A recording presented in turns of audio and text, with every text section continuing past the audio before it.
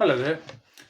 Today I'm going to help you adjust YouTube to optimize your learning when working with the Empower Lite training portal. Let's launch a YouTube video. To adjust the options that we want to enhance YouTube, we want to turn on closed captions, our subtitles. Now you can see in the left-hand side at the bottom a translation of the text that has been spoken from English to German. To adjust this to a different language,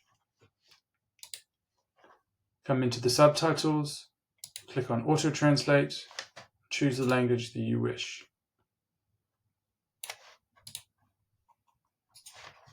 Now you'll see an update. The next suggestion I would make, a lot of our training videos are highly technical, so to slow down the speaker who's explaining it, you can just reduce the video by the slider, or you can choose these increments, whichever you prefer.